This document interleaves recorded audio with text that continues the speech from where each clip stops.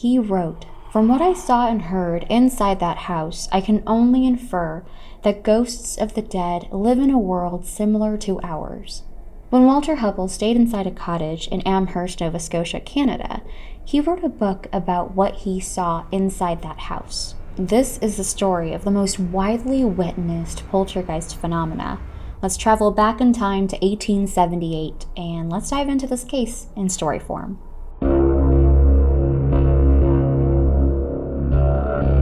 On a warm and sunny August afternoon in 1878, Esther Cox, a 19-year-old, was living with her sister Olive and her brother-in-law Daniel Teed in a small cottage, along with their 2 children. Daniel and Olive's other siblings were also living in this cottage, so it was a little crowded. The cottage had 4 rooms and beautiful bay windows, surrounded by flowers of every color. If anyone stepped inside this home, the smell of a delicious savory meal coming from the kitchen was almost guaranteed. Walking in, you felt at home. Esther, who was a short girl with dark hair, was getting ready to meet a young local man named Bob McNeil. He was infatuated with her, and he convinced her to go on a little drive with him. To Esther, this was not a date. She wasn't even sure that she liked him. When Bob got to the house, Esther told her sister Olive that she'd be back shortly. She waved at Bob at the door and then got into his buggy. Esther noticed that Bob was acting a little nervous, but she ignored it. She wanted to tell him that she didn't really want to see him anymore and that she wasn't interested. They were headed to the park, and instead of waiting to get to the park, Esther blurted out that she wanted to stop seeing him. Bob was quiet. He didn't say anything to that. Esther was expecting some reaction, but not this. And in that moment, she sensed something vile radiating off of him. He looked deranged, but he was quiet, which really scared her. Instead of going to the park like he said he would, he took a turn down an unfamiliar road. "Where are you taking me?" Bob was silent. He pulled the buggy over in a remote area surrounded by trees just off the road and away from other eyes. He tried to touch Esther, but she removed his hand, and then he reached into his coat pocket and pulled out a gun and pointed it right at Esther. He demanded that she get out of the buggy, but Esther was terrified. She could see that Bob was unhinged after rejecting him, and she had no idea what horrible thing he had planned to do to her, so she refused and stayed inside the buggy. Bob got angry, and before he could make another move, they both heard the sound of someone approaching on the road. He put the gun back into his coat pocket, scared of what people will say if they saw him. He quickly got back onto the road and drove Esther home in silence. This incident shook Esther to her core, but what she learned about Bob in the passing days terrified her even more. Locals described him as an evil man. He was the type of person that would torture an animal for amusement. A month went by after Esther was held at gunpoint, and that is when the strange things began. Esther woke up in the middle of the night to something hitting the bottom of her mattress. Annoyed, she started tossing and turning, trying to figure out what it was. This woke up her sister Jenny, who slept in the bed next to Esther's. "What are you doing? It's too late. Just go back to bed." Esther told her that there might be a mouse inside her mattress and that she's not going to go back to sleep until it's caught. Jenny, wanting to go back to bed, decides to help her sister, so she goes over to the closet and pulls out a shoebox-sized wooden box and then places it under Esther's bed. But the box slowly moved out from underneath the bed by itself. Jenny and Esther look at each other as if they imagined it. Chalking it up to being half asleep, both Esther and Jenny get back into bed, and Esther didn't feel anything underneath that mattress again that night. But the next night, things escalated. Jenny woke up to the faint sound of someone mumbling at around 4 a.m. She turned around to face Esther, but her bed was empty. Jenny reached for the lamp, and when she turned it on, she saw Esther standing in the corner looking petrified with her eyes bloodshot red. Esther kept mumbling nonsense, and she was trembling with fear. Jenny, not knowing what to do, called for help, and Olive and Daniel rushed inside the room. Esther went from trembling to violently shaking, and then her body started to swell up as if she was having an allergic reaction. Esther began screaming, and the room filled with the sounds of someone pounding against the wall.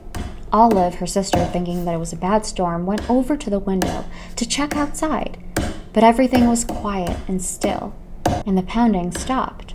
Olive turned around to look at Esther, who was breathing fast and heavy, but she looked normal again.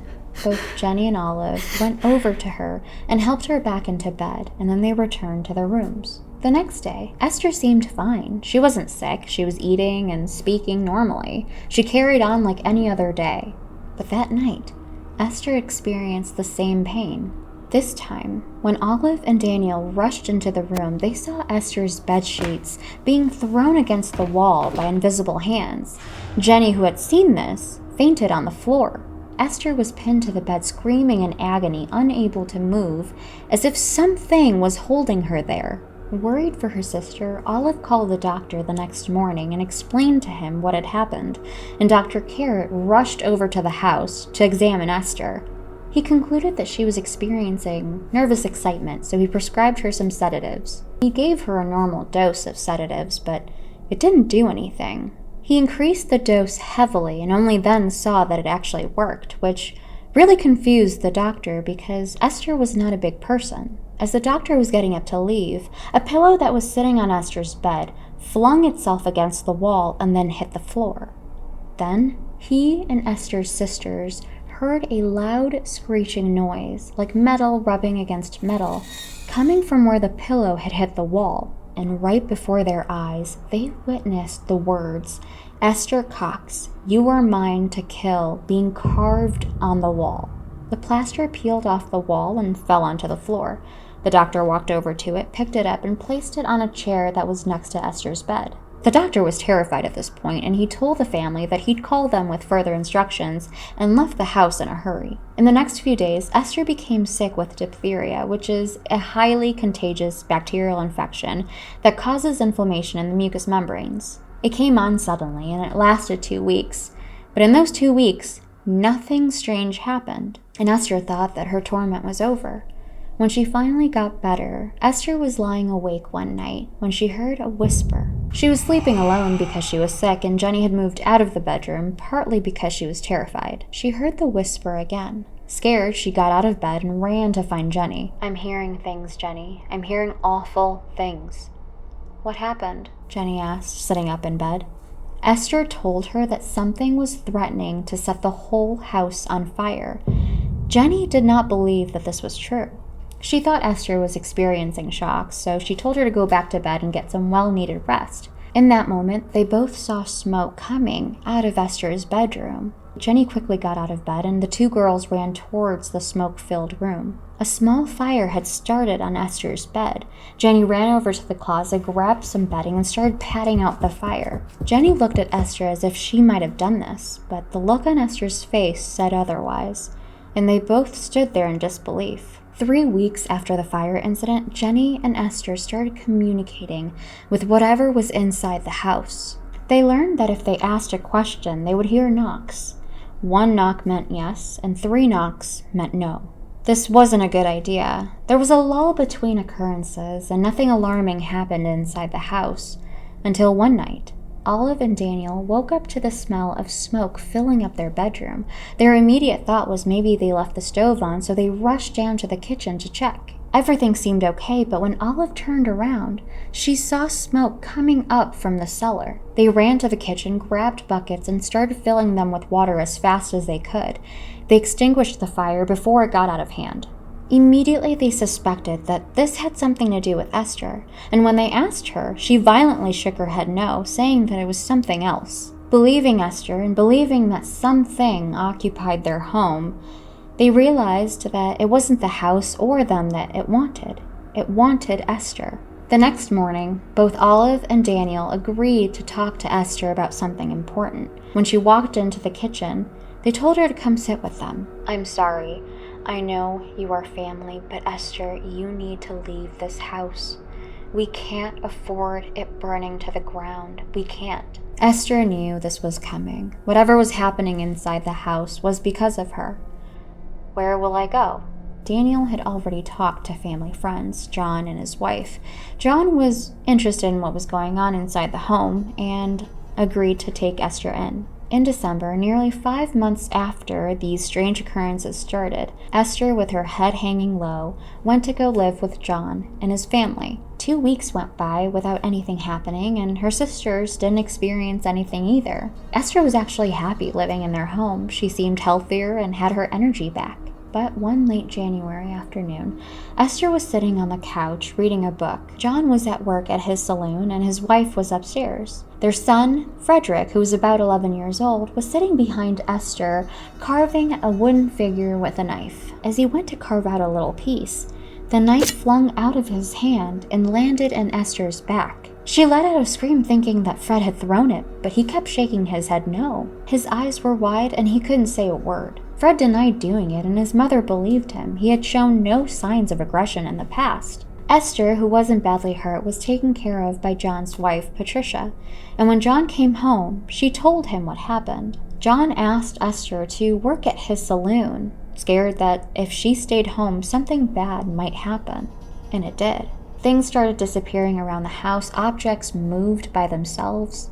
At this point, the local newspapers had picked up the story, and people would come into the saloon just to see Esther. In March, Esther was sent away to St. John's in New Brunswick. There she was greeted by 3 doctors who were going to examine her and what was going on around her. Every day, they tried to communicate with whatever was attached to Esther. After 3 weeks, they concluded that there were 3 beings attached to her, not just one. They went by the name of Bob, the original, Peter, a relative of Esther's, and Maggie. The doctors told Esther that maybe she should spend time in isolation away from all of the attention. When she went back to Amherst, family friends invited her to stay at their farm, which was about 2 miles from her sister's house. And Esther agreed. 8 weeks went by without any strange occurrences. At first she was relieved, but then she started getting bored living on the farm. She contacted John to get her job back at the saloon and asked her sisters if she could return home. She reassured them that nothing strange was happening anymore. At this point, because the story surrounding Esther was so popular, a man named Walter Hubbell, who was a researcher and performer, contacted Daniel and Olive and asked them if he could observe what was going on around the house. They said yes, and so he went to go stay with them. He wanted to disprove this whole thing, not really believing it. When he moved in, one night, the whole house heard Esther's blood-curdling scream. They all rushed in to see Esther spitting up blood, complaining that her whole body was on fire. And at that moment, the closet door began to open and shut violently. Walter could see that no one was doing this. The doctor was called, and he diagnosed Esther with heart disease from all the excitement. Her heart could not stop beating rapidly. The next day, Walter saw Esther get slapped across the face by invisible hands. There were finger marks on her face. On another day, Walter witnessed something take over Esther's hand when she was writing a letter. On the piece of paper, the hand wrote, "Damn your soul to hell." Esther looked up at Walter, who was skeptical. He brought Esther out into the living room and sat her down on the couch. He asked 2 questions. Are you in hell? 1 knock. Yes. Have you seen the devil? 1 knock. Walter had to leave the house to go on tour for a play, but he wrote a book about what he saw inside the house titled The Great Amherst Mystery. He concluded that the very night Bob McNeil intended to assault and possibly kill Esther, that somehow his violent obsession attracted spirits to Esther. From what he saw, he stated that there were 2 worlds existing together. He believed that there were certain individuals that could live in a world belonging to spirits, as well as live in a world belonging to humans at the same time. While Walter was on the road, Jenny wrote a letter to him, telling him that things got really bad for Esther. She went back to St. John's to get help, and ultimately settled on the farm again. But one night, the barn caught on fire and burned to the ground. Even though Esther denied having any part in it, she was arrested and taken to jail for arson. Because so many people knew Esther's story and supported her, she spent only a month in jail and then was released. She married twice and even had 2 children, and nothing strange happened to her or anyone else around her after that. After the release of Walter's book, it was met with skepticism. No eyewitnesses came forward. It was investigated, and ultimately this whole thing was labeled a hoax. What do you think? Was this a real haunting of a tormented young woman? Or was this all just to sell a book? If you liked this video, please give it a thumbs up or maybe even subscribe, and I'll see you in the next one.